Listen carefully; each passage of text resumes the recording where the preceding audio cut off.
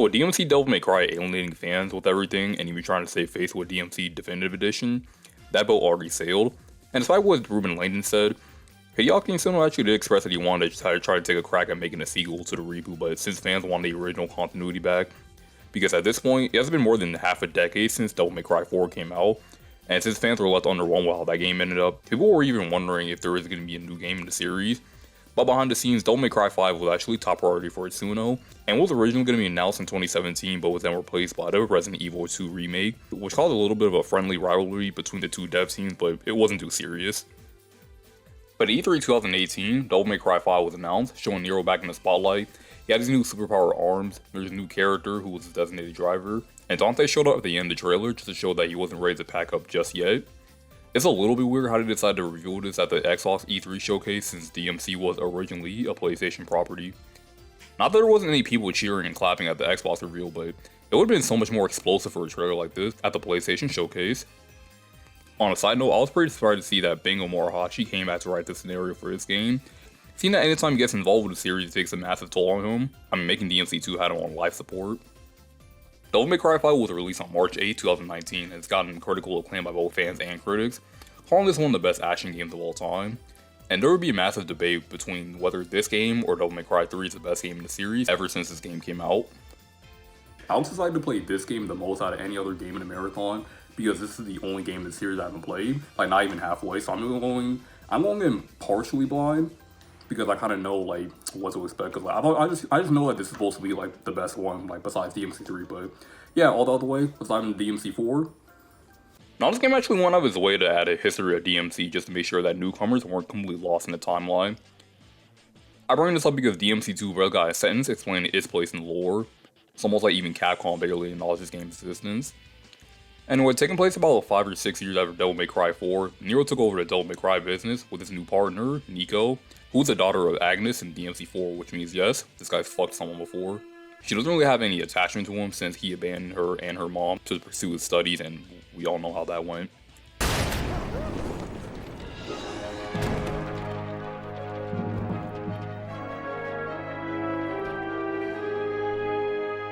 Anyway, one evening while Kyrie is making dinner, some random stranger comes to her home and rips off Nero's left arm, which contains the Yamato. About a month later, Nero, Nico, and this new mysterious figure named V travel to Retrograde City to climb up a tree called a Qliphotht, where a powerful demon named Urizen resides. The Qliphotht is killing a bunch of people because human blood is his power source. So since we're at the end of the series, like for now, can I just ask, where the fuck have humans been this whole time? Like for the series that's main theme is having humanity, we don't really see that much of human society before DMC 4. Dante and his crew show up before Nero does, and they get the everlasting shit beaten out of them. Nero tries to fight him, and fun fact, if you beat this boss once you come back with your stats maxed out, you unlock a secret ending since you were supposed to die here. Anyway, Nero and V retreat, and about a month later, Nero returns to Retrograde City with his new devil-breaking arms made by Nico to climb the Qliphotht tree again. Nero and V split up so Nero can save Lady, who's being used as a demonic battery, and V tries to find the Sparta Sword so they have a better chance of defeating the Urizen. He also finds Dante unconscious, and V wakes him up by almost stabbing him in the head, but let's be real here. If he did, he probably would have gotten some new power-up instead. Anyway, Dante starts fighting his way through the Qliphotht and rescues Trish, learns about V's origins and gets a new power-up by stabbing himself with his rebellious sword called Sin Double Trigger. He even gets a new sword called Double Sword Dante. Elsewhere, Nero tries to confront the Urizen again, but still isn't able to finish him off. But then Dante comes in and does the job for him. V, who was deteriorating because he couldn't last for too long in his regular form, comes up and stabs Urizen so he can go back to his original form, Virgil. So yeah, earlier in the game, when the mysterious person who ripped off Nero's arm, that was actually Virgil. He stole his arm because he needed the Yamato to separate his demon side, which became Urizen, and his human side, which became V. It's a little bit weird that he needed to rip off Nero's arm to do that, since his arm was never the Yamato itself. He was just able to fuse his powers with his double finger arm. But this game does kind of retcon some things with the Yamato, like how now it can create rifts in between dimensions, when that was only something that it could do in the reboot's continuity. Anyway, V was the one who hired Dante, Lady, and Trish to defeat Urizen. Urizen contains all of Virgil's power-hungry aspects, while V contains all of Virgil's more human, emotional aspects. V also carries a lot of guilt for his actions as Virgil, and also carries a lot of the trauma that Virgil went through as Nello Angelo, which is apparent when he sees the Nello Angelo clones.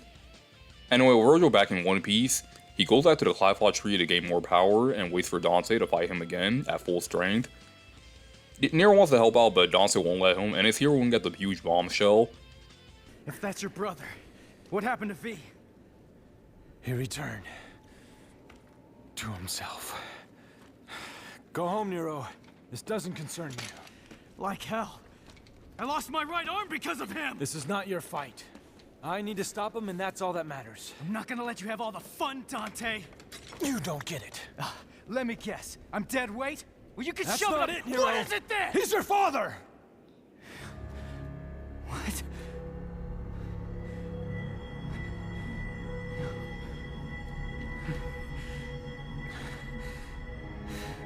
I had the feeling the first time I saw you, but I just wasn't sure.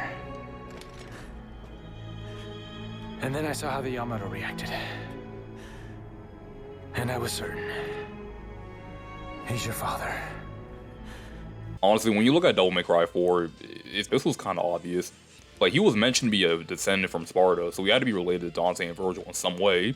And we know we get him in Dante's good because A, Dante seems like the loner bachelor type, and B, we only see him interact with 2 other women. One of them looks like his dead mom, and the other one has daddy issues. Well, technically 3 if you want to count Devon from DMC3, but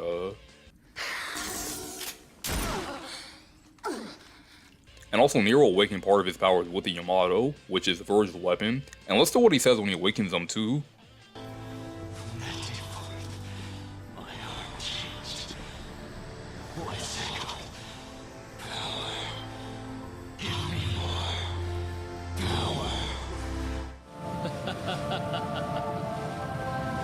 Unfortunately, our souls are at odds, brother. I need more power. I mean, come on, I don't think you would make that type of reference if you're not trying to, like, establish some kind of connection here. Plus, I kind of want to know who the mom is, because, like, I don't know, the thought of Virgil, like, laying in bed with someone else is just kind of wild to me. Like, alright, back to the main story. Dante feels like it's his responsibility to take care of Virgil, since it's all stemmed between these two. And it's also kind of why he called Nero dead weight in the prologue. He probably thought that it would piss him off and make him not want to continue the mission. It's kind of Dante's way of showing that he cares. But Nero thinks that this whole sibling rivalry thing is all bullshit. And after a call with Kyrie and being motivated by his guilt of not being able to save Kratos, Nero stops Dante and Virgil before they can kill each other. He even gets his full double powers and grows a new arm too. After Nero respectfully puts belt to ass on Virgil, the two set their differences aside to stop the Glyphosate from spreading any further. But they have to do that in the underworld and use the Yamato to separate the rift from going into the human world, which means that Dante and Virgil will have to be stuck in the underworld. Nero isn't really too fond of that idea, but Dante assures him that as long as Nero's around, the human world is safe. So another month passes by and Nero and Nico continue the Devil May Cry business, while Dante and Virgil are in the underworld killing each other for old time's sake. So this game's story is way more involved than any other game before it, more so than a reboot. But I do kind of feel like this game kind of prioritizes hype moments more than lore consistency, which isn't a bad thing, but if we take Devil May Cry 1 and 3 into account, then certain things become plot holes in this game. Well, maybe I shouldn't say like plot holes, but just like really one glaring one. How did Virgil escape from the underworld? It's never really explained or even hinted at that he got out. At the end of DMC3, Virgil falls into the underworld to fate Mundus, which led to him being enslaved by him, turning into Michelangelo in DMC1. Dante defeated him as Michelangelo and was basically destroyed, but there is no hint of him possibly still being alive. Virgil's campaign in the special edition of DMC4 tries to fix this by having Virgil visit Fortuna, which could explain why the katana was in the possession of the Order, but that raises even more questions since this is framed to take place 20 years before the main events of that game happened, which means that this will be between DMC3 and 1, so did Virgil just go into the underworld, saw a brochure of the Fortuna sightseeing, and just decided to check it out, and then go back to the underworld? This is probably the biggest plot hole in the entire series since it's never really explained.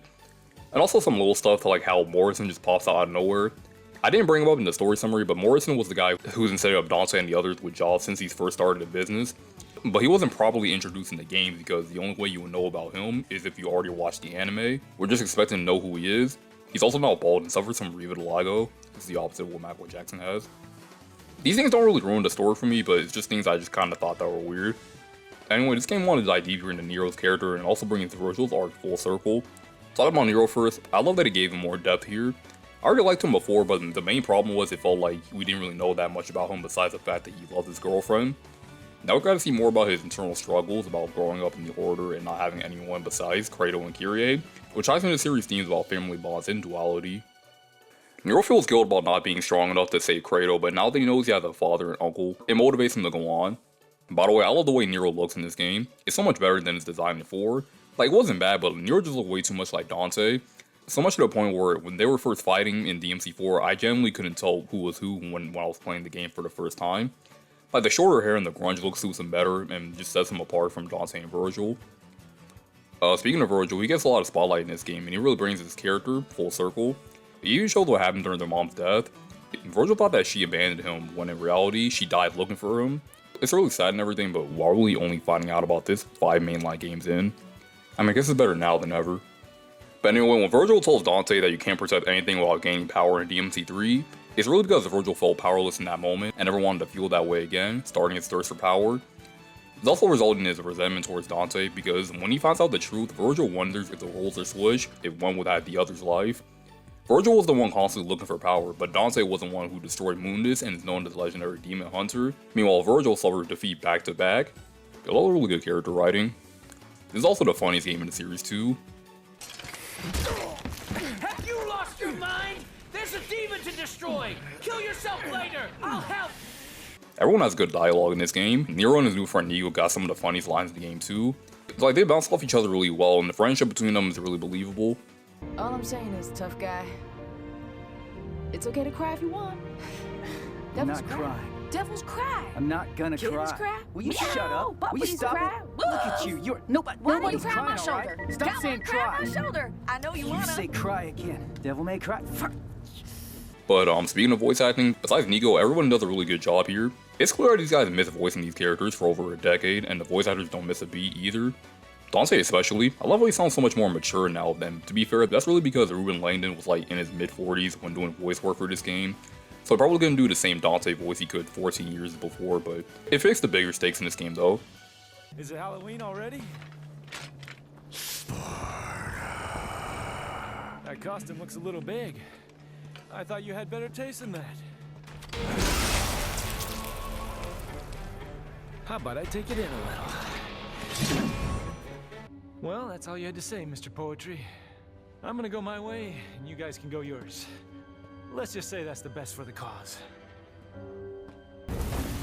Dante, what happened? My dumbass brother's back, and I'm gonna rip him a new one. Plus Dante overall has a better look here than in 4. Like, he actually probably gives off that seasoned veteran vibe without the cowboy chaps. My only problem with the story is that Lady, Trish, and Kyrie don't do a lot in this story. Like, Kyrie doesn't even physically show up in the whole game. Like, you would think that them being used as a demonic battery for the Clive-Off would have been more important, but no, not really. They're not really given a lot to do. And I thought that they'd turn off the fan service for them in DMC4, but here they just show up completely naked in this game. What? Can't believe you do this to Kyrie. I'm gonna have to tell her, man.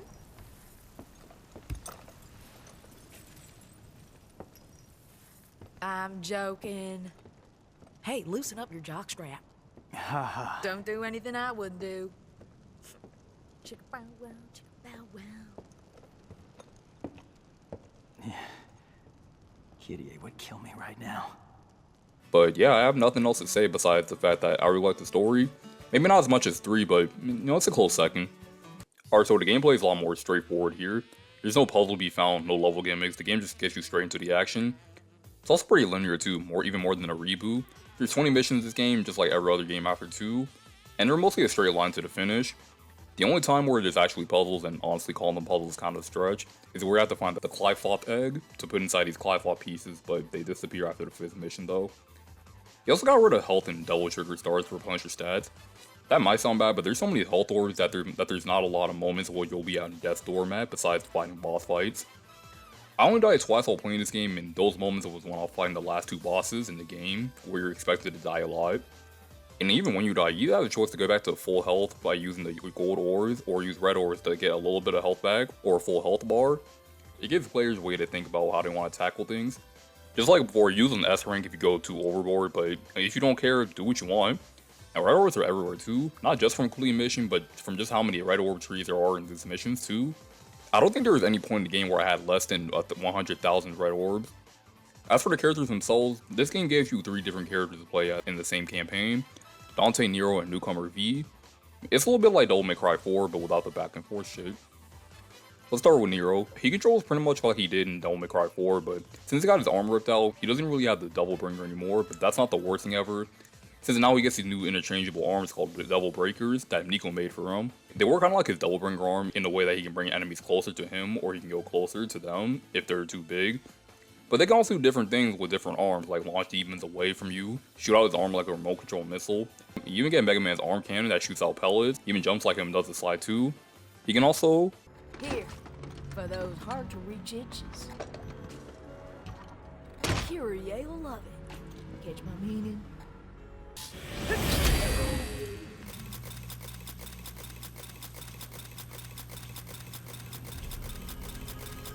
Also, that's what it is. One of them being back like his old Double Bringer, and I ended up using that one the most.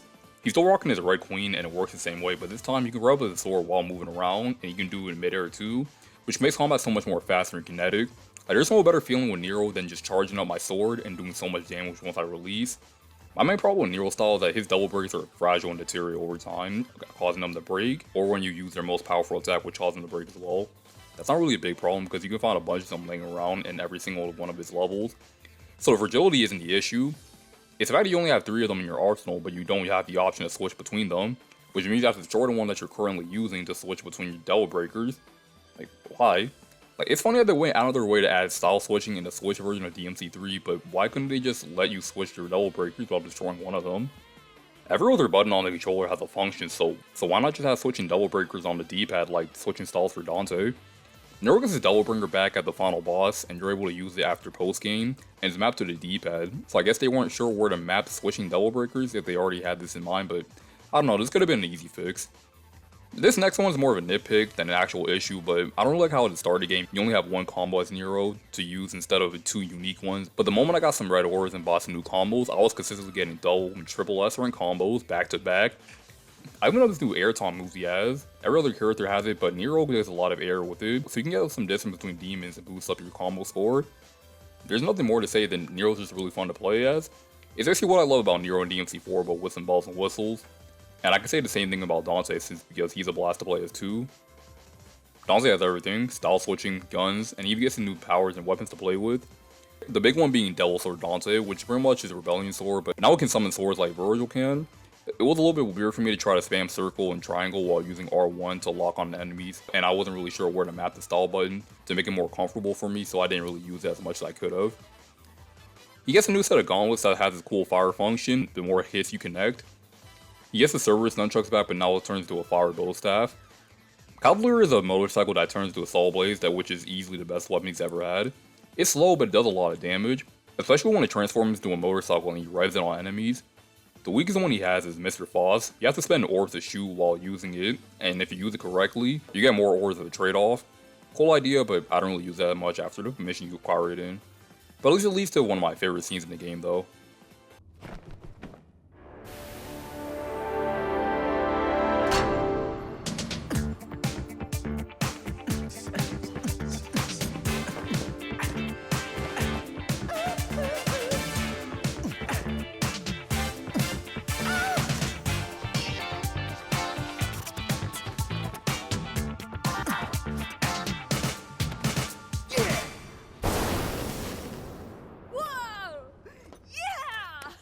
Then we got his new form, Sin Devil Trigger. Dante wonders since Virgil got stronger by stabbing himself with the Yamato, what if he did the same thing with Rebellion? And the answer is this form, which I feel like is what Majin Devil Trigger in DMC2 was meant to be, but the execution is so much better here. Design is fucking sick, and he shreds through a boss's health. It does use up a lot of your Devil Trigger meters, so use it wisely. The only character I didn't really like playing as was V. He's not bad, but he's definitely my least favorite part of the game. V likes to stand back and have his demon familiars, which are all from DMC1, do all the work for him. The Griffin Bird and Shadow. The Griffin handles the air combat while Shadow handles the ground. They do enough damage so that V can land a finishing blow. His Double Trigger is basically just a nightmare monster, which does a lot of damage. And you don't have to worry about AI competence, just you won't do anything stupid. But I just wasn't really rocking with V's playstyle. I like how since V has a lot of the trauma that Virgil went through as Nello Angelo, his familiars are the bosses that you fought in DMC1, but it just kind of gets a little bit button mashy, and I just feel like I might as well just close my eyes, just press random shit to win. Like, to be fair, once you unlock new combos with your familiars, you get to see some crazy shit like lightning and explosives. I even got my first S-Rank with him, so there is combo ability with V. It's just that playing with V just doesn't really feel as satisfying as Dante and Nero. But honestly, since there's 2 really good characters to play as, and 1 mediocre one doesn't really ruin the experience, and even then V doesn't get as many missions as Dante or Nero. But now we have Virgil. Virgil's pretty much the same from DMC 3 and 4, meaning that he can still decimate boss fight with little to no effort.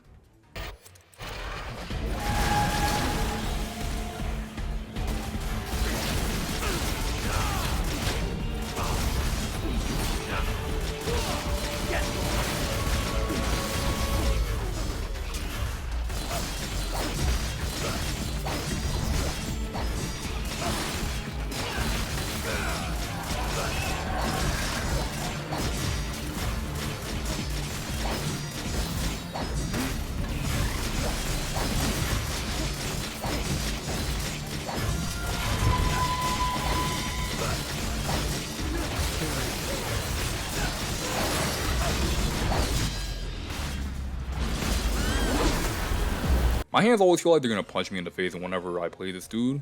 I mean, it's good for building muscle, so whenever I feel like giving my forearms a workout, I'll boot this game up and play as Virgil in Bloody Palace. But he has a new type of double trigger which creates a doppelganger, and if you buy the EX taunt, you can make him do a disco dance, and if you do it in front of Dante, he'll dance along with it.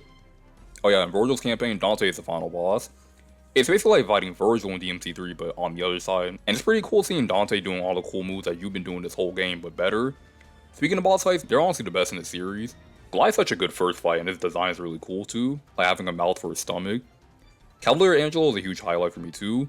Like for a lot of Dante's bosses, I will almost always have Royal Guard equipped, and here, along with the Virgil fights, are my favorite bosses to use it in. And there's no better feeling than getting back-to-back perfect Royal Guard blocks, and then countering them doing so much damage, until I fuck up the block timing, and the boss takes like a chunk of my health, and I realize, okay, I need to stop showing off for no reason.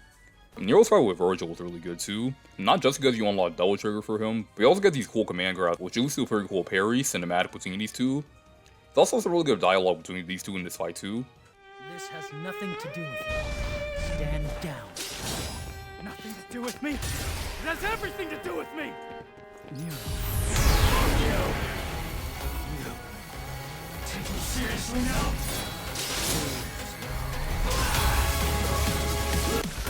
Feeling accepting yet? Of your existence.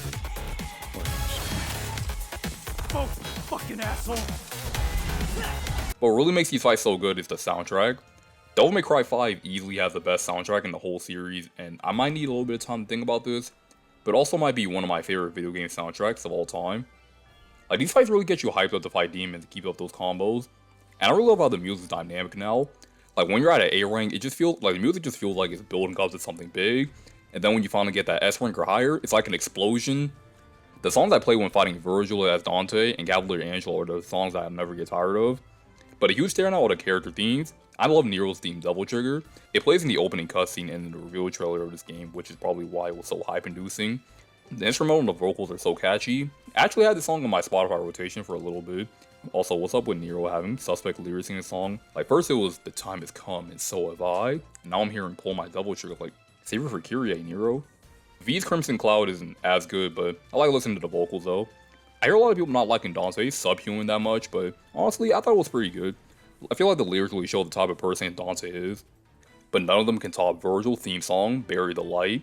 And let me tell you about this, and I have no doubt in my mind when I say this, this is one of the single best pieces of video game music that I've ever listened to. Like, this song is an almost 10-minute journey of unapologetic industrial rock, describing the character of Virgil, his motivations, trauma, and everything in between. The composer Casey Edwards went fucking ballistic here, and it's all so good. Like, the music, the vocals, the instrumental choices, you just have to listen to it for yourself, because just describing it won't do it any justice.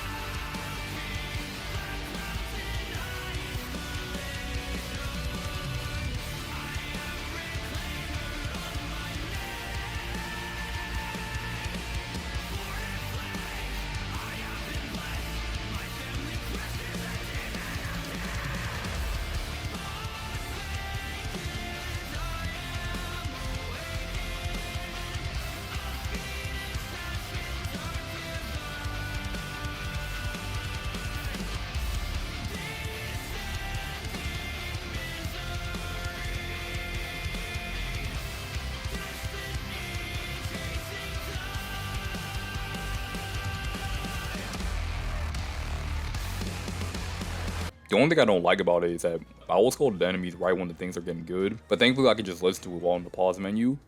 This game also just looks amazing and it knows it too, because at the start of almost every mission, you get a wide shot of the whole level. The characters look great, the textures look good, the lighting effects look pretty good too, but on a side note, Dante and Virgil look nothing alike anymore. Like, I know that some twins, once they get older, start to look less and less like each other, but I don't know, it's kind of weird how they look almost exactly the same in DMC3 and just look nothing alike in this game.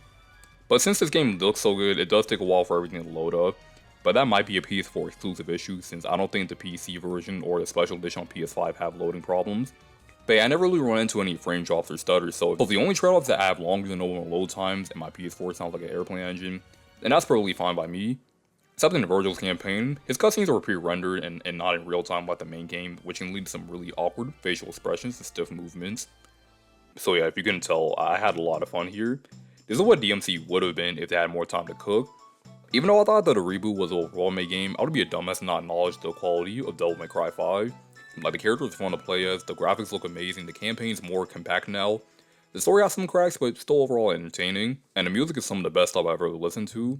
This game also just oozes with replayability, and I don't just mean the different difficulties in Bloody Palace, but the fact that you now play as Nero with his double trigger in the post game or the Virgil's campaign and all the other side stuff. Just like DMC3, you'll probably miss out on about like 75% of the experience if you just beat the game once and never play it again. This might actually be up there with some of my favorite games of all time, character action or not. Devil May Cry 5 comes highly recommended, and if you haven't played it before, you'll have a fun time if you decide to pick it up. It's only about like $40, so you can do way worse. But I recommend getting the special edition on PS5 along with faster loading times and turbo mode because the original release doesn't have turbo mode, which sucks. The game is still pretty fun without it though. I don't know what's next for the series. I can't imagine Capcom not making another game for the series since this is one of the best selling Capcom games of all time with over 10 million copies. And it's not like the series isn't getting new content like that new Netflix show or the mobile game that nobody likes, but if this were to be the last game in the series, then honestly, what a way to go out.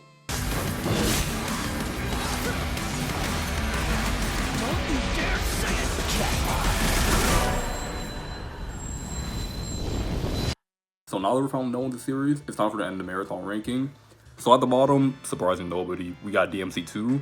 Like, I can enjoy some things about the game, but as a whole, it's just a complete mess, inside and out. I wouldn't really call it one of the worst games I've ever played, like some people do, but it's definitely one of the worst action games I've ever played, and one of the worst sequels to a major game. Then right above it, we got Devil May Cry 1. It's the game that started it all, kicked off a genre, and introduced us to Dante in the world of Devil May Cry. It's a little bit dated, got some of that early PS2 jank, but it's perfectly playable, and I'd rather play this game than DMC 2, but I guess that's not really a high bar. Next is Devil May Cry 4. The combat gameplay is a huge step up from DMC 3, but it's tied down to a really boring campaign. But after that, and I'm expecting to get hate for this, I'm placing DMC the reboot in the top 3. The game has a decent story, characters, and the gameplay is pretty good. I'm putting this above DMC 4 because the story mode doesn't recycle content. DMC 3 takes the number 2 spot just because of how much it fixes everything about the other two games, just makes it better. I mean, technically DMC 4 is a mechanically better game, but I can just pick up and play 3 multiple times and just never get bored of it. And at the top, we got Devil May Cry 5. There's not a lot of things I can complain about here. Like, the gameplay is top tier shit, the music is amazing, and the replay level is really high too.